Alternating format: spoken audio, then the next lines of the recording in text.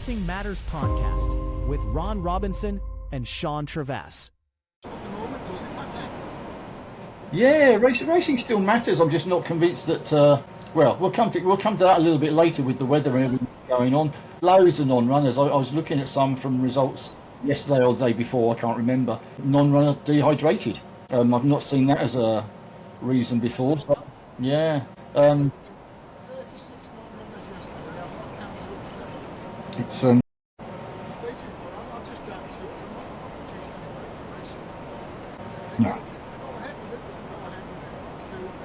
Yeah.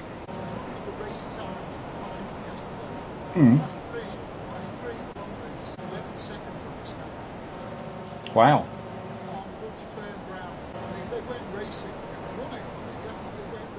No, that doesn't sound ideal from a punter's perspective, does it? It means that form.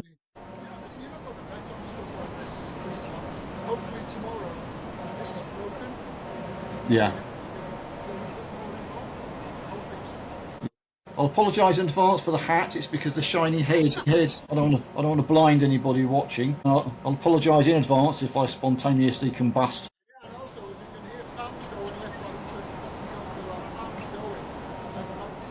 Absolutely needed. Right, let's kick this on. I'm not going to speak so super fast to get it done in double quick time. But there's no point in hanging around when we're all dying.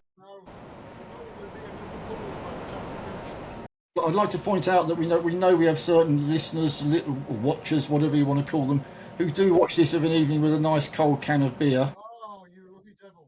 I just like to point out I'm not jealous at all. I'll kill you. Right, where are we going to start? We're at Royal Ascot. It feels like a long time ago now because I've been away somewhere colder on holiday. Who knew going to Spain would be colder? But never mind, it is what it is. I started my little sentence here by saying no point in lying to anyone. Royal Ascot was absolutely exhausting. I'm sure you felt the same. 5 days. This year was all full on.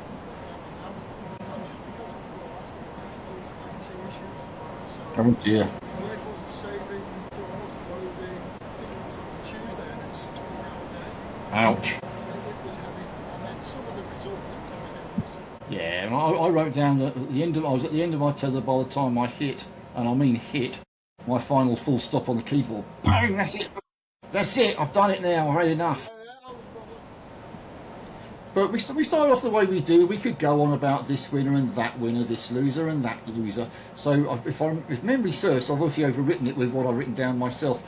One best moment, one worst moment. We don't work together on this. We may clash. We may have the same things. Highly unlikely, I would imagine. What was your worst moment? Let's start with that one. How long have you got? I've got a couple down. Not long. The draw bias was ridiculous. Echo the comments that Sam Crispin made on the issue. How do you explain to an overall horse that he's taken to hundreds of thousands of pounds? There's also no chance of that for the 256. Because if you were at one of those handicaps, you were in the several big races in Europe, everything was happening. I was with one in Britannia. I remember the finish was very high. Horse control.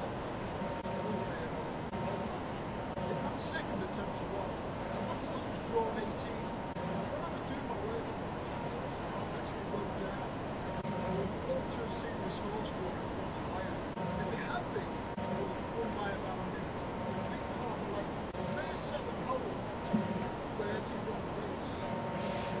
28, and it was 9 and 18, 25, 32, 30, 29, 27. That's obscene. If you draw 18, 20 or lower, you have no chance in the 30 holes. Well, by no means the only race. You can find you a good one in Zala.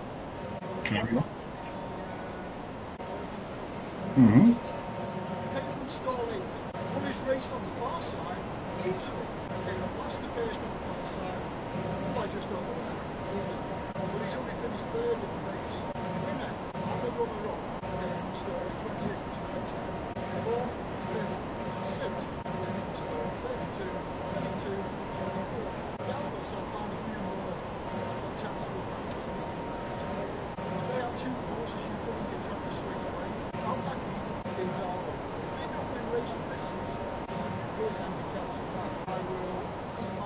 or my hat. Or you?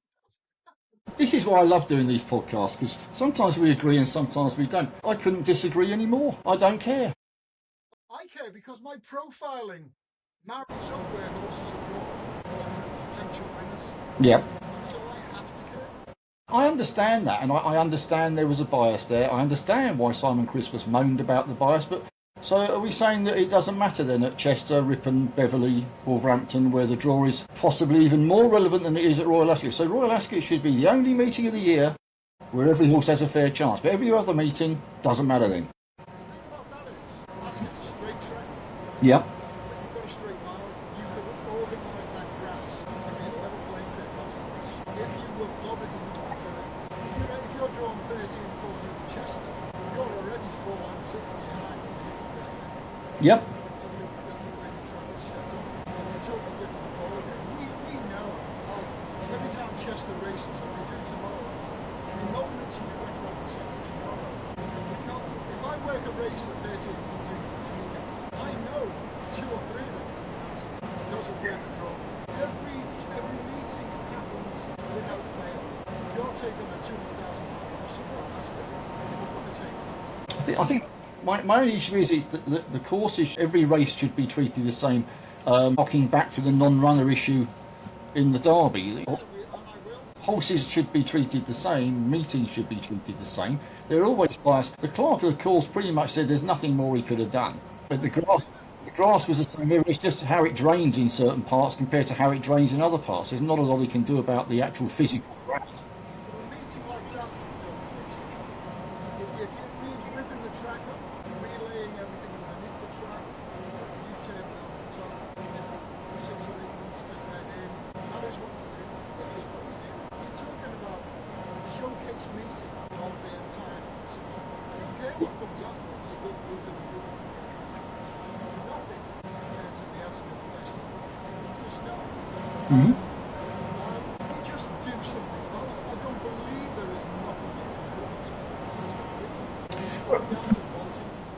Well, I'll try and get someone to look into it before I disappear from the HBF if I possibly can. I'm just wary that I don't think Ascot should be treated any differently to anywhere else. I mean, this time next week we'll be picking 2 races, one from Beverley, one from Ripon, for want of an argument. And we will know the draw bias and we'll build that in. Now, after the first race with a big field, we knew the draw bias. If you backed anything on the other side, you got a bigger price than you should have done, and you took your risk accordingly. So I'm not saying they shouldn't do something about it if they can. I'm just saying I don't agree with the argument that because it's Royal Ascot it has to be totally fair, but sod the rest of the meetings for the rest of the year. That's an unfair thing to say, because that's not fair on punters, is it? Really? No. That's where we agreed to differ. Okay, what was your my top? I mean, I think you're going to guess what my top moment's going to be, but what was your top moment from the meeting? Oh, I only allowed you one. You're stepping outside. You better go on with it. I've got 1,000 of them. Well, I've got 3. Oh, Echo. Yep. Team Tactics. Oh yeah. It's graceful. Durian's got an 8-day ban for it, right? All he was doing. She's a peewee. Yeah. He was carrying out the instructions on the train. Surion gets dragged in front of the stewards, all over the coals. Brian gets a phone call. Surion, can you just explain to me what it was all about? Not dragged in front of the stewards. No punishment. Fine. No horse getting banned. Well, I would have fined it. The amount of money the stab won. Yeah. For doing what they did. That's illegal. It's why I don't get involved in the share going on. Team Tactics don't come into racing unless you come on. Now here they didn't get away with it because Surion was so blatantly obvious with what he was doing on the horse he was riding. But to give a 2-horse gap with a stab to come through on the rail and try and get Echo beat, which he failed to do, that's just not right. It shouldn't be allowed to happen. And obviously it wasn't. It's not allowed to happen. Why didn't they swap on the horse? Well, that's the thing, isn't it? We say it's not allowed to happen. If that had happened and Gustard had won the race, it would still be Sumion who was in front of the stewards, and the race would have gone to Gustard, and his stud value would have gone through the roof, etc., etc. Exactly, yeah. I don't disagree on that. I don't like team tactics. I don't know what you do about it, because if you're an owner, a very rich owner, obviously, or owners, why are you not entitled to put 2, 3, 4 horses in a race if you think they're appropriate for it? So that's a difficult one. But once you've got 2 or 3 or 4 from the same trainer and or owner, combinations. Very different. Didn't we have a race? I think it was a handicap, and we're not questioning anything that happened that I noticed, but didn't Joseph O'Brien have 7 in one of the handicaps? He did, and he put him with one. Is that not, again, you can't, well, the owners are entitled to run if they want to, on the one hand, but on the other hand, I'm not suggesting there were team tactics. There could be team tactics in there. That's not here on behalf of people who want to have a bet, if you like. We're sort of punters, stroke racing fans, and it needs to be seen to be fair. Is it any more unfair to use team tactics like that than it is for someone to have had an injection of something they're not supposed to have? I don't know. Both of them are bending the rules, cheating the rules to try and win a race. So they should both not be treated equally. That's unfair. I haven't given it enough thought. But they're both wrong. One of them seems to be deemed as acceptable. One of them's not. So.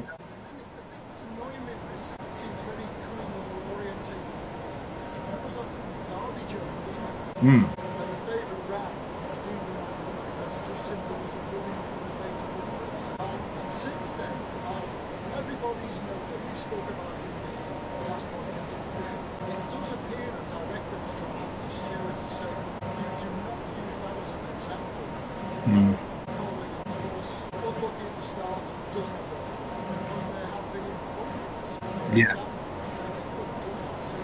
Yeah.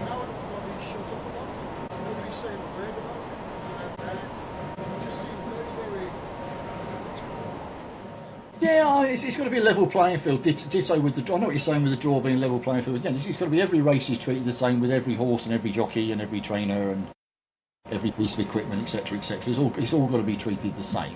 So yeah, I don't blame you. I didn't really have much of a look at that. Was Simeon done for dangerous riding, or was it because of team tactics? This is the question mark.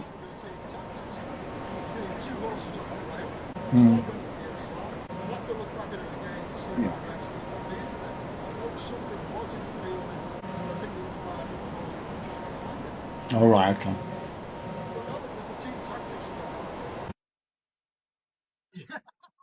I'm going to go with my good one now, because we've got to put some good news.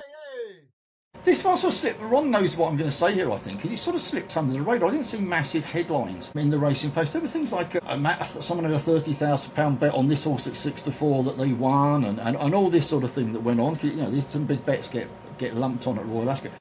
No one seemed to mention Wesley Ward's Raider Baccio, if I'm pronouncing that right, Bacio. Tipped him elsewhere at 14 to 1 the night before. He went off the 3 to 1 favourite. Yeah. Absolutely bolted up. Now, Royal Ascot markets are not. It's not. Again, we keep picking on Wolverhampton, so I'm probably a bit unfair. I won't be very welcome there, I suppose. It's not a Wednesday afternoon in the pouring rain at Wolverhampton where someone has 20 quid and it influences the markets. We're talking Royal Ascot where there's millions in the pool, and yet someone managed to back this horse from 14 to 1 down to 3 to 1. I've put there bets of £100,000. Barely moved the odds at shorter prices to markets are strong. And yet they pumped on this thing. I'm sure Ron's going to step in, so I'm going to get there before he does. He sort of got away with keeping the race. I don't know if you saw what happened afterwards, but they dropped the overgirth, which I don't really know what that is. I've never saddled a horse in my life. No, I haven't either. But they dropped the overgirth in the unsaddling enclosure, so the jockey weighed in light. Yeah. So there's arguments that he should have been disqualified. Personally, and no, I didn't have much money on him, so it's not just talking through my wallet. The stewards saw common sense and went, well, if we watch the video, we can see he had it on throughout the race.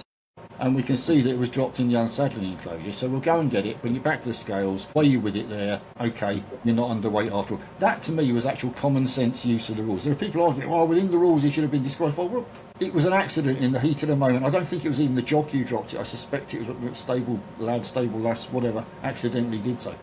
So he saw a bit of common sense and used it, and he kept the race. But that's my highlight, a 14 to 1 to 3 to 1 gamble at Royal Ascot, that they're in a sprint that goes off from the front and wins by over 3 lengths. It's going to take a while to beat that one for me. What was your highlight? You can't have any more lowlights from Miserable Old So-and-so. Have a highlight.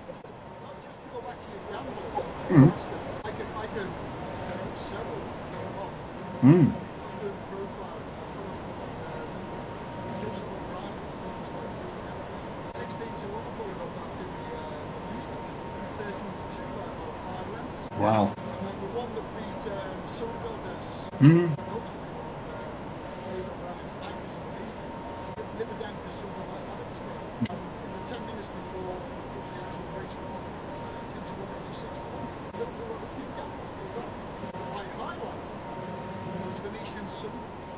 Oh, yeah. won the World Cup.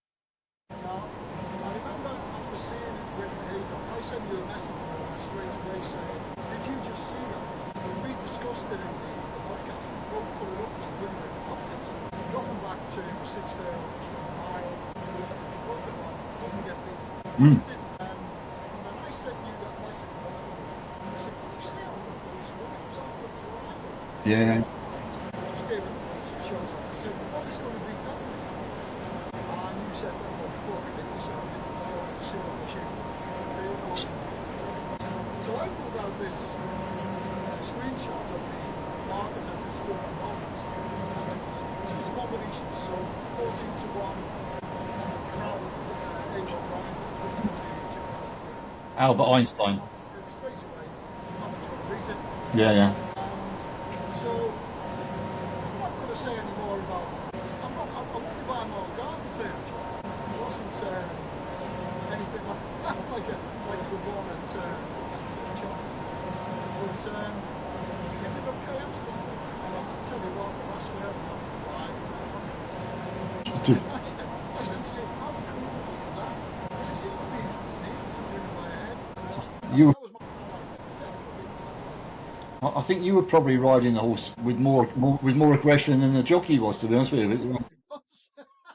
It was a perfectly timed ride to get up in the last fraction of a second without ever putting the horse under undue pressure. I think the thing is, with Royal Ascot, there's so many good races and things you can take out. I agree, restricting it to one was probably a little bit mean of me to do, but we can't waffle on forever. Now we come to my favourite bit. I'm sure anyone here who's never seen Father Ted, turn away now. You know where I'm going with this one. And apologies to Jamie Osborne. What have Jamie Osborne and Father Jack got in common? 1, 2, 3. just got involved. Pair of old lectures. I just put arse, because that's what Father Jack always used to say was arse. I'm not going to go on very much about it. Jamie will be getting so much ribbing whenever he Only just. Yeah. took a photo of a lady's Backside. derriere, that'll do. And without her knowledge, he's been suitably chastised. And I put in brackets, I'm not sure if he was spanked though. Sorry, Jamie. Yeah, the BHA have given him a few months suspension. I think that's correct. Why he did it is only he knows. I can't imagine there's anyone more embarrassed about it than he is, if I'm honest with you. He's actually a nice bloke, so I'm not doing it to have a go. But I couldn't resist throwing that in there, so I do apologise to anyone listening who thinks that's outrageous of me. But what else could I do? When I saw your headline, I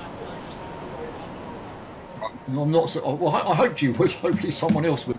Next, we got the biggest news of the week. Really, comes from France. As of 2027, the Arc de Triomphe will allow geldings to race. Your turn to do some waffling on about that.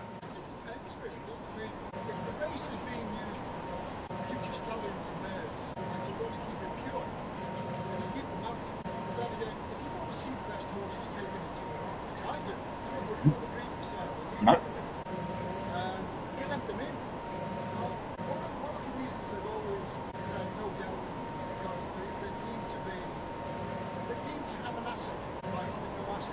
As I say, that's confused me. Yeah. Now, if somebody a bit more solid than me can determine how many pounds potentially the gelding has in hand an entire billion, then give a little bit of extra weight on, give the mare an extra allowance. And then if you give the mare an extra allowance, that means the entires are a big disadvantage to the mare. So it's a bit of a sticky one. Yeah. Like I say, from where I sit, I just want to see the best horse in the sport. I don't care whether they're tires or geldings or wheels or see the best thing to run. That would be my say. Yeah, I think it's. Aidan O'Brien's gone a bit off his chump about it. He's not very happy. I want to see the best racing against the best. Your first sentence was something along the lines of, should that be a race to get the best for the breeding, etc. No race should be the best. I was always brought up, the dog wags its tail, not the tail wags the dog. You should be racing horses to breed them.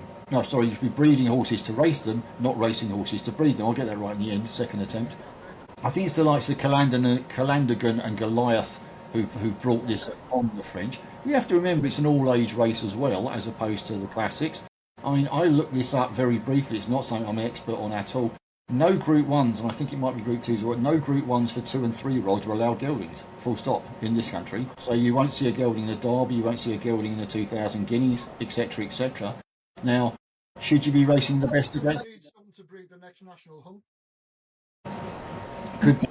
I knew we'd get that one in. Yeah, I can see the counter argument. Scott Burton put in a very good counter argument in the Racing Post about the disadvantages and advantages that way, that geldings have an advantage. But so, I mean, and that potentially some of the better horses will be pushed out down the bottom. Field. Just put them in based on official ratings then. Then you get, if there's a 20 runner max, the top 20 runners get there, whether you're a gelding or a filly or a mare or entire, or even a chuck a rig into the conversation so everyone can look that one up. Just put the best horses in the race. That's what we want to see. I understand the breeding industry is a big part of it. How many different Group 1 winners a year do you need to go after stud? There can only be so many stallions needed. They race as, they're not so bad these days. They used to race as a 3-year-old, win their classic or two, retire to studs, because that's where the money is. They do race on 4 and 5 now, to be fair, so hats off to the breeding industry for doing that. But you're still going to be producing 6 to 8 a year, and they don't just breed for 1 year then disappear. They're there for, if their health is there, 10, 15, up to 20 years. So there's more than enough, in my opinion, stallions for the breeding sheds that you don't need to disallow geldings from certain races. Whether it should go to the Derby, that won't happen in my lifetime, I'm sure. Nor the 2000 Guineas, and perhaps, fair enough, stick to that. But I'd like to have seen Calandigan in an arc. Wouldn't you like to have seen Calandigan in an arc? Yeah, and why did the French? I mean, we won't get me onto the argument of the Arc. I think it's a massively overrated race. Always have done, and I get told off by everybody if French people beat me up if I got half a chance. But, well, it's end of season. It's invariably on soft ground. I'm not entirely convinced it's the best race at the best time for the best horses. That's my own opinion. I'm not decrying the winners of it. I just wonder whether, but it's the best race in the world with the best horses in the world. But we won't let geldings in it. Which one is it? The best race in the world or not? Because Calandigan is officially the best horse in the world. No, I think he's not now. We come to that later. But he was officially the best horse in the world, but he's not allowed to run in the best race in the world. Go figure. Makes no sense. Well, just imagine how much horse would Yeah. That's true. Right, moving on, and this is sort of more about, because we're British. I don't know if anyone's noticed we're British, in case there's any foreigners out there. I know I've been accused of being Australian before, much upset of the Australians. We do like to have a bit of a bitch about the weather, don't we? So, what do we think about all this racing being called off and start times at 10:15 a.m. and all that sort of thing? Do we think that's a good idea or a bad idea?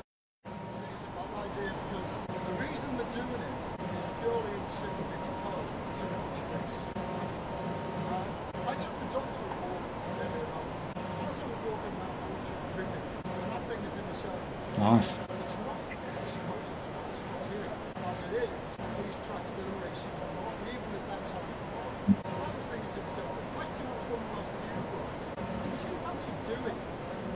Well, I can't. This is a family-based program. I can't possibly.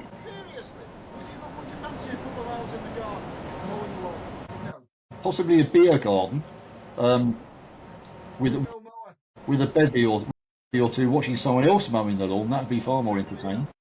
No, I agree.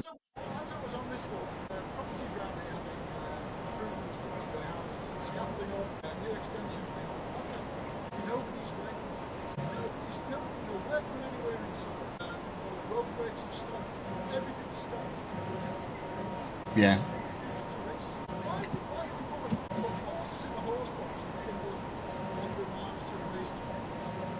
Yeah.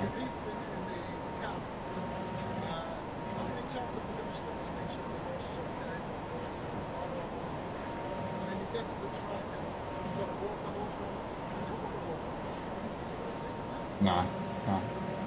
Just say to yourselves, okay, so we've got to be 4 or 5 days. Take a break. Well, I also think that I was brought up, correctly or incorrectly, no, I'm no weather expert, that midday, mad dogs and Englishmen go out in the midday sun. So if you've got your first race at 10:45, your second's 11:15, your third's 11:45, coming up to the hottest part of the day then. Next one's 12:15, which is the hottest part of the day. I'm open to correction, but that's what the saying goes. And there's a 12:45 and a 1:15. So although you're starting early, you're actually running them, some of them, across the hottest part of the day, Yeah. which I'm not sure about. I think it's a sad indictment that we basically race for the bookmakers. Oh, of course it is, yeah. But everybody knows this now. It's all about betting turnover. You're on for punters, you're not being a spectator. No. I wouldn't get raced that. Well, I couldn't, because if I go to Newmarket, I've got a 4.5 hour. Well, I could, but I'm too lazy to get up early enough to go for a 4.5 hour ride up to Newmarket. Yeah, I think it's a shame. I suppose that I don't know what the pot is. What they have done last week if this in the right week earlier? No idea. William like to hazard a guess. Cynic in me is saying they didn't race. I think it's a difficult one because what I haven't done and I haven't read much about is what the owners and trainers think, because they'll be like, well, you know, we've got to. I make up numbers because I have to, because I don't have them in front of me. I've got 50 horses in my yard. I need to run 5 a week every week to keep the owners happy and pay the bills. I need to win one race with those 5 horses every week to get £10,000 in, which keeps the yard ticking over. If you're telling me we can't race for a week, I'm going bust.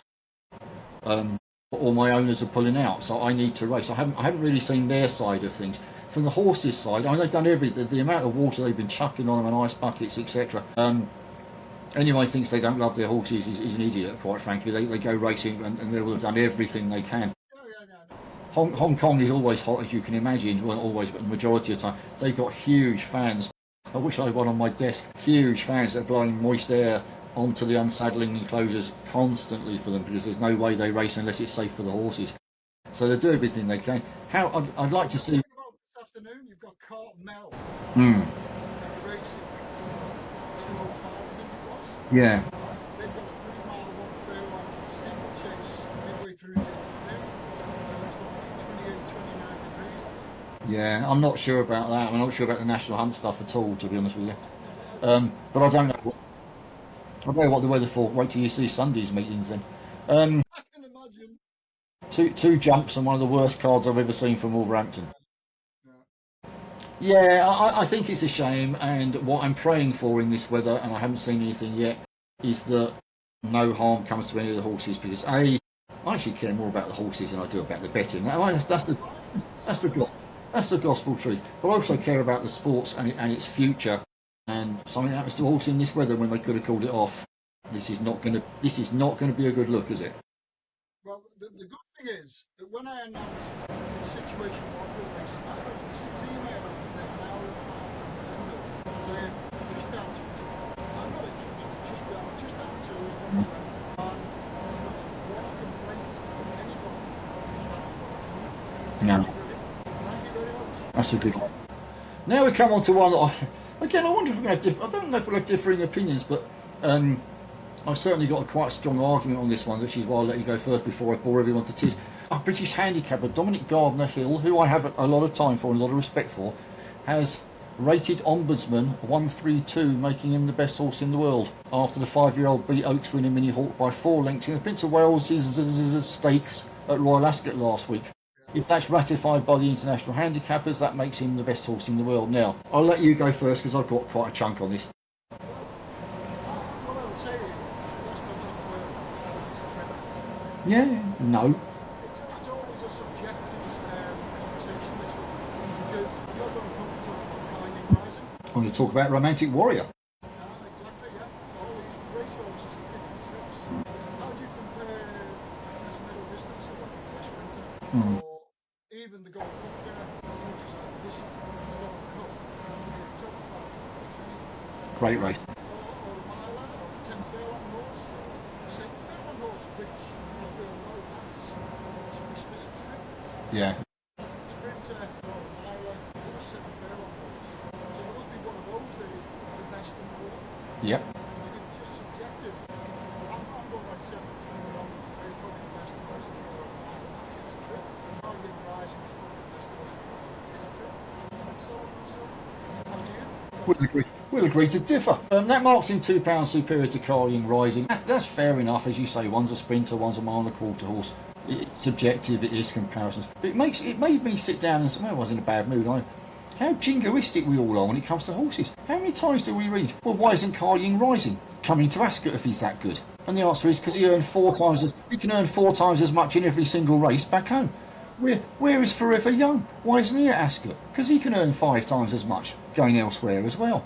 But what about the other way round? Why isn't Ombudsman, Boeco, Precise, why aren't they going to Hong Kong? Because the money's 2-3 times what you can earn here. I'd like to see Ombudsman in. Romantic Warrior's a mile and a quarter specialist. He's close to the best horse in the world. Who wouldn't want to see an Ombudsman versus Romantic Warrior at Charting in December? Now, Great, wouldn't it? the argument's going to be constantly, well, why doesn't a Romantic Warrior come to Ascot? Why doesn't Ombudsman go to Charting? Yeah. And there's more reason for Ombudsman to go there because there's more prize money there than there is for Forever Young, etc., etc., to come out of Japan, come out of the Breeders' Cup, come out of the Saudi Cup, and come back this way to earn a relative pittance. You want to say you're the best horse in the world? Go prove it then. Go out there and to be fair, they'll have good argument. Well, that's in December. Trying to prepare him for December is difficult. Blah blah blah. No doubt you can prepare him for the Breeders' Cup if you want, which is only a month before it, if that. I don't think he's a bad horse by any stretch of the imagination, but I think they're ignoring better horses from around the world, and we're sat there in our little ivory tower going, well, they don't come and take us on, so we must be the best. Turn that upside down and have a look at it, shake the globe and have a look at it the other way round. Why aren't we going over there? So let's prove we are the best. And that's enough waffle for 1 week. And we got some very racing, haven't we? Was the best. I mean, this is post Royal Ascot, so and pre Goodwood, so it's never going to be. It's not bad stuff, but it's never going to be the very best. So we scrapped around. I didn't give you a handicap this week because I was on holiday. I refused to spend down sitting my time looking at a handicap. So we're going to start with Ron's favourite. He loves it when I say this. With Ron's favourite, the all-weather, with the 210 at Newcastle, the 6 furlong Group 3. Over to you. Thanks very much. The last 6 winners of this, it's 3, 4, 5, 6, 7, 8. They say they have no age bias there. Yeah. It's a group race run on Saturday. We've got 12 runners. And it was funny because I was discussing something with them about diligent carrier. You are. Yeah, it seems to never raced on this service. And that includes going round to take your favourite diligent carrier. Now, that can't be true because he won this race last year. But I'm thinking, they changed the service. Because it wasn't tonight. Last year they changed the service. They haven't. I don't understand again. Was it to do with the service and being prepared? Now, when I looked at his list of wins over the service, the only word that's ever used is standard. Now, if you look at the going description tomorrow, it's standard. Something else. Standard to slow. Standard to slow. So have they prepared this track differently to any other all-weather track that's ever raced on? Which means to zero from zero to Visa prepared standard. I haven't looked at that. So this is one of the reasons I don't bother with all-weather racing. It's like a Rubik cube and all the squares are white. You know what I mean? I can't figure these things out. What I did was I went back to the video. I said, if you don't look at his wins for the run record, 10 of 18 races, I don't know what he says, he's personally performed. So he's definitely a one with the horse. All suggest throwing that table standard, like I just said. But it's his record at Newcastle. He really paid. He's raced there 5 times. He's got 4 figures with third, first, this race last year. It was a specialist with Newcastle. All-weather racing is generally a minefield and has loose racing on it. Very rare you see races in this Queensland. For the rest of this spiel, basically, knocking the dice of the golf. We're trying to shoot snake eyes for it. I can't do it with the weekend, other than tell you that the last 3 winners carried 9 stone 5. And only 2 of those taking part tomorrow carrying more or less. And composition in the past, the winners suggest we should be looking at the front 5 on the tertiary. And these are the last 10 where I can only go back really 11 years with this because I think it was in 2016. They changed from term Yeah. to racing, but I've still got 20 years to work with, so we're only 10 of them. Before I narrowed it down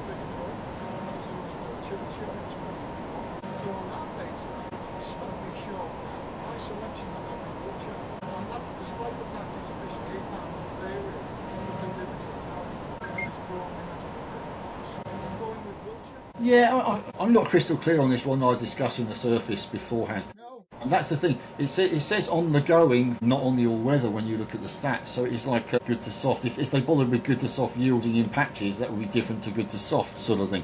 So that's the. I still think there's enough wax in it that it melts a bit in this temperature and gets a little bit sticky. It may also be they may have watered it to stop the dust kicking up so much. Again, because of the weather. 90-2 the field tells us a lot about this. Horus intrigues me. 3 out of 5 win record in almost exactly a year off the track. So I'm going to be watching. Well, I'm not going to get you to be watching the market for me because you're the market expert on that one. See if there's any money comes for him.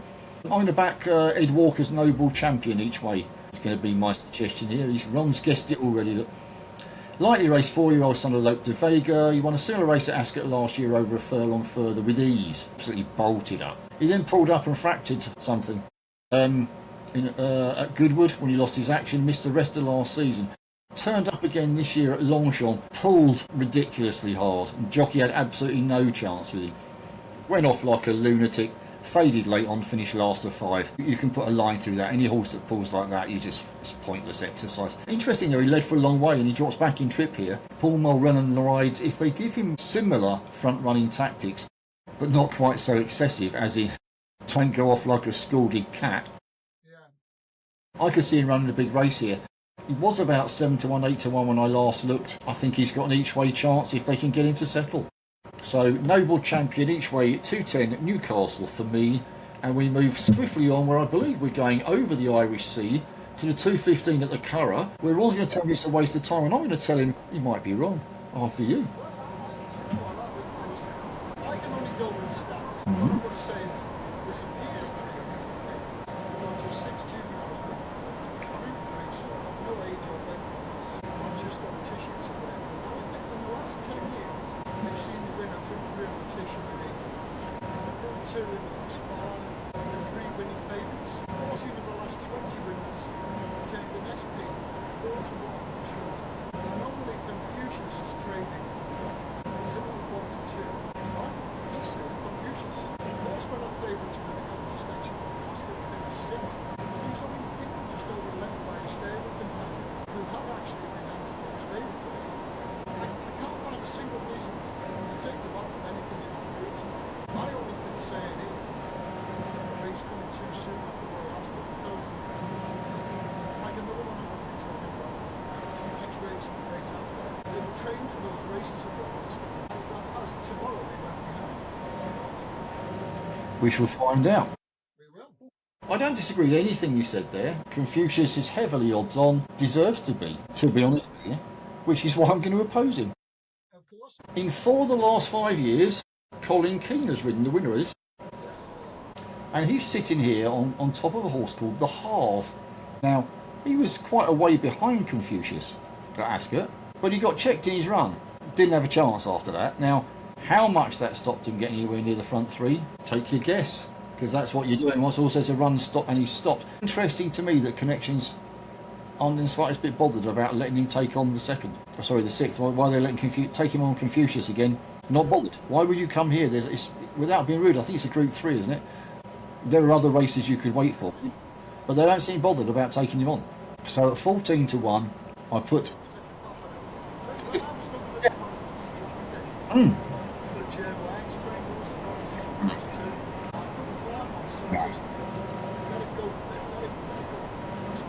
I don't blame you at all. Confucius should win this pulling a car, but if I want to go on a podcast and start telling people to back 2-1 on shots, then well, I've done it before, but sometimes you spot something like that, and what I don't want to do is not say something. The Halve goes and wins at 14-1. I go, yeah, I was going to mention that in last week. And you didn't. Now, that's not the trouble. Is I would say that no one would believe me. And it would be the truth because that's not who I am. But 14-1, 6 horse race. I'm still going to go each way, you know. So you could get second look at a place. But I mean, I'll put it to the smallest of stakes for obvious reasons. But yes, I've never really. You keep telling me that, and I keep forgetting to go and look. But moving swiftly on, having tipped a horse that's more likely to finish last than first. 58 at York. This is the Group 3 Criterion Stakes over 7 furlongs. The bookies seem to think it's all over by the shouting. I'm not convinced. So, what do you reckon on this one? I'm afraid I agree with the bookies. I mean, not again. we've got six going to post. It's 14 to 1. Not too much. Mm. Never so brave. And then you've got Sabre Strike, who is another two of disappointing Alaska last week. Any sort of concentration. Only 6 to 4 tomorrow. And the winner's been Frost competition in 7 last Kennedy's. It says 2010, 25 bingo local. And just one winner returned at the US paper. A lot of stats say two lost against it. Sabre Strike, 3-year-old. Two winners of that age in the last 20 years. Never so brave. Well, I'm beginning to wonder whether this glass of water here actually has got gin in it, because I've come up with something slightly different, as usual. I believe if that's gin is like.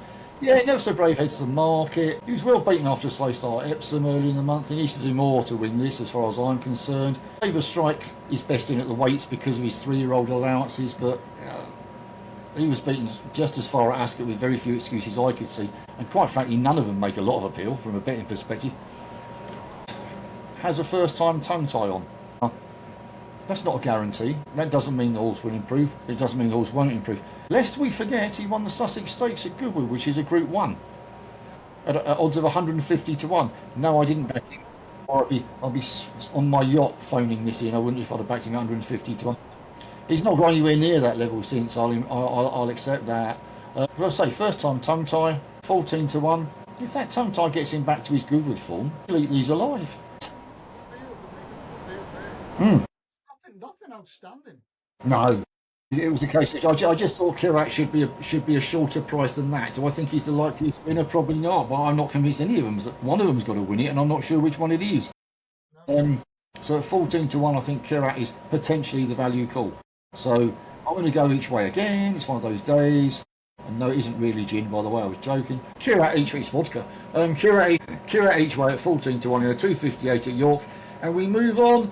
We only got 2 to go, and they're both from the Curragh. It's one of those weekends because they've got Irish Derby Sunday as well. By the way, we don't cover that. So your mate Sun Goddess is running in this one, the 320 at the Curragh, which you mentioned her earlier. I better let you start again.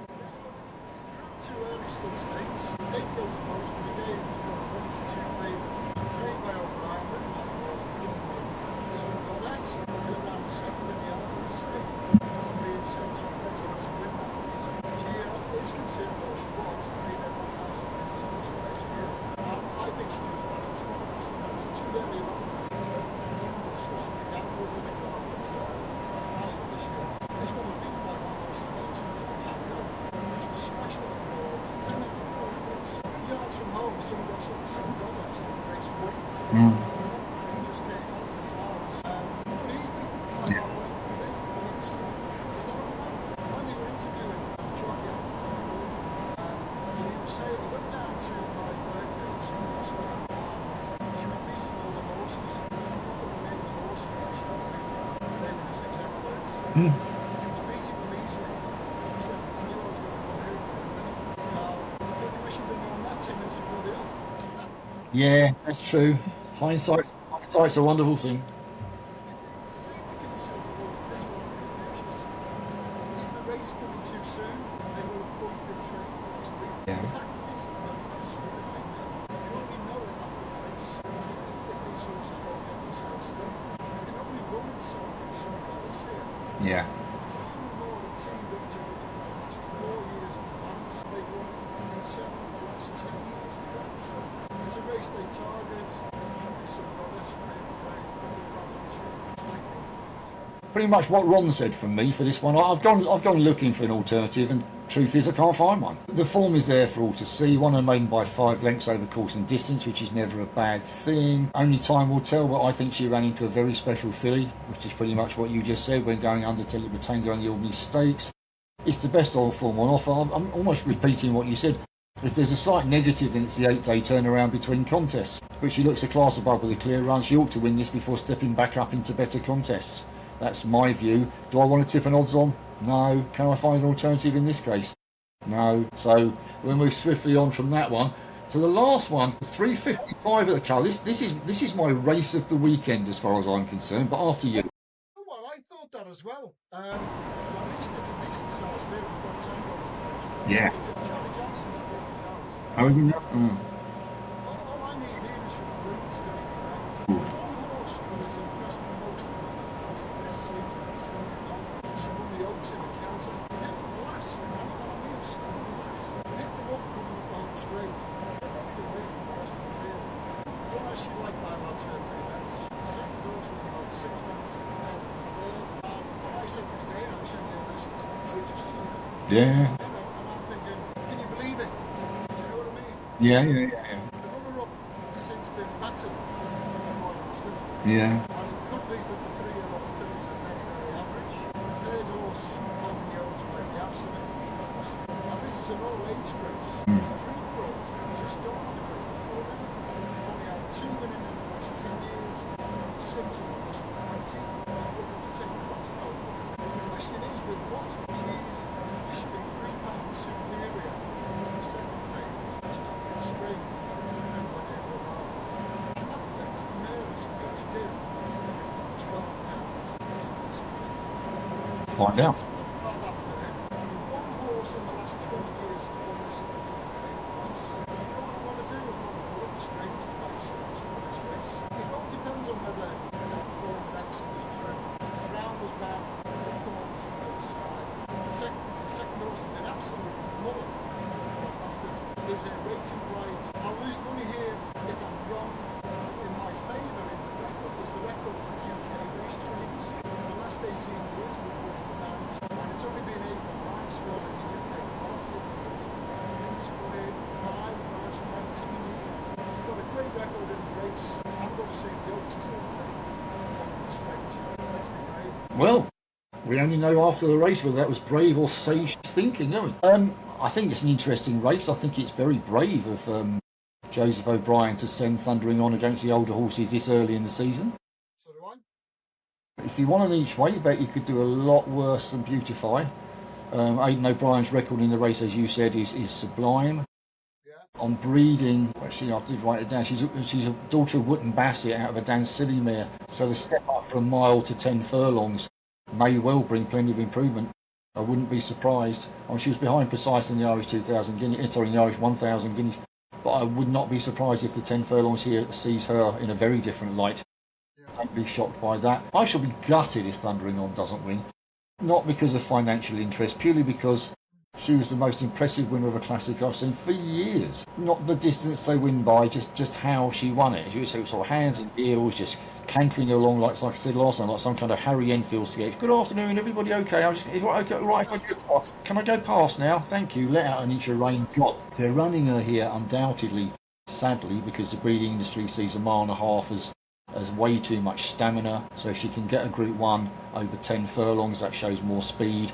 So that'll make her progeny far more valuable when she retires. If she isn't outpaced early on, this is the question, does she have the pace to go with them over 10 furlongs early on? I know she'll pick them up late, but does she have the pace to stay within her ground early on?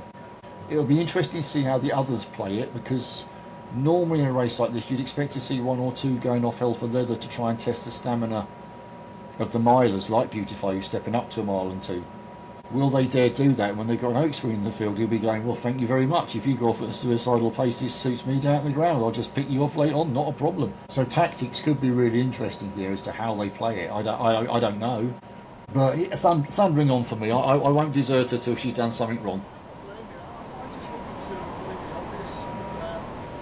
Yeah. I don't want the record of 3-year-olds in this race. I can see it's very early in the season for them to take on their elders, quite frankly.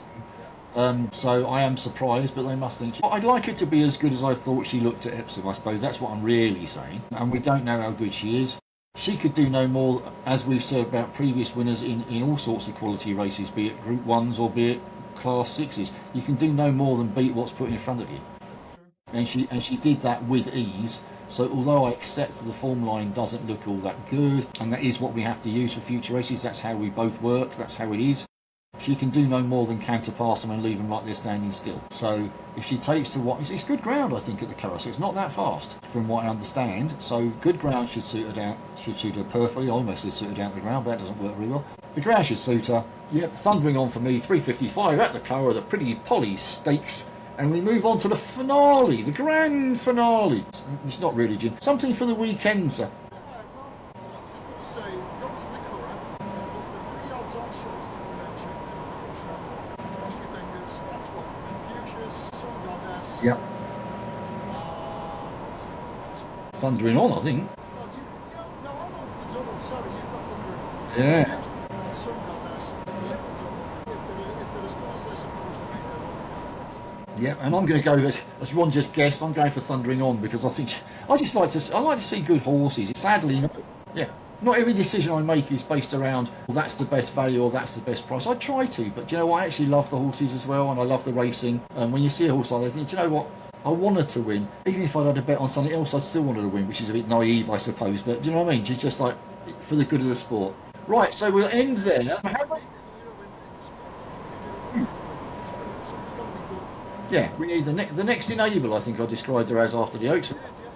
She can make it, or potentially, she can make me look very, very stupid in a matter of hours from now. Right, we move on from there. You can get everything on this that Ron's talking about. It's rating, OMS, MMMs, is everything else. It's up there. It's up there on your screen, assuming it's the same as on mine. Post racing element. Give them the website. Nothing else. You don't need the boredom. Just give them the website. Just go to www.racing.co.uk. So again, click in the menu to subscribe. You'll see a ton of options. Just want the weekend racing, lifters, everything every single day. I'm here every single day. Take out the works package. I have a lovely email from somebody. I won't name my sunny name. It came from this morning. 53 years ago. He said, Ron, I'm doing what you're doing. He's basically using my book. And he said, you're scribbling. Oh, absolutely on fire. He said, it's me and the dog in the garden. I get up in the morning, look outside. I'm making 50 to 70 pounds a day. Wow. And he said, just keep doing what you're doing. It does work. You've got to work on it. Just continue. He's now retired from his work. Trying to do this for a living. So far, he's working for the best of it. Yeah, and also I'd like to ask you to go and subscribe to Ron's stuff because I like doing this podcast. But I need a new baseball cap. So, and this we do all this for free, everybody. You know, this actually is water because I can't afford gin. No, I hope you enjoyed the podcast. We do it, as you can tell. We have a laugh doing it. We do. The day we stop having a laugh doing it is the day we have to stop doing it because it's a sport. It's called gambling for a reason. You know, we could have 4 or 5 winners between us this weekend. We could have none. None of us know till afterwards, and then next weekend we go again, or the weekend after. We won't be here next weekend because I'm going off to South Africa for the Durban July. Go and meet my old mate Michael Roberts. For those of you old enough to remember the ex-British champion jockey who's now training in South Africa, my mate Michael Roberts. I shall be going out to have a chat with him while I'm there. I think I told you before to tell him I hate him. Who did you? Was he on Matoto when he beat something of yours? No, he was on a horse called Chakala. Right. And I'm going back many years now. I have 5 horse accumulators. Oh. First one was a mud monster. The last fight was a horse ridden by flight lieutenant. Right. Going into the last fair, one flight lieutenant kept flying around the outside. John Reed. Yeah. Flying around the outside, takes it up, goes unclear. Michael Roberts chipped him on the line, didn't like the thing, but he goes for a check like a 20,000. Ouch. I got something like 480 pound race accumulators. Oh. I did get a 28 grand. Ouch. Ouch. Yeah, please, come on, it's in me. Thank you. I might not do that, to be fair. Ouch. See if you remembers Chakala. Chakalak. I'll ask him. I doubt it, but I'll ask him. Right. So have a good weekend, everybody. If you're as boiling as we are, just be sensible, please. Yeah, don't do hackers. We don't do health advice, but drink plenty. Take more water with it, as I say to the wife, and just try and stay out of this heat because it's unbearable. And with that note, we're going to sign off so I can turn the fan up to a higher volume. Right, higher. So have a good weekend, everybody, and we'll be back in a couple of weeks with a bit of luck. Take care, have a good one. So bye. Bye-bye.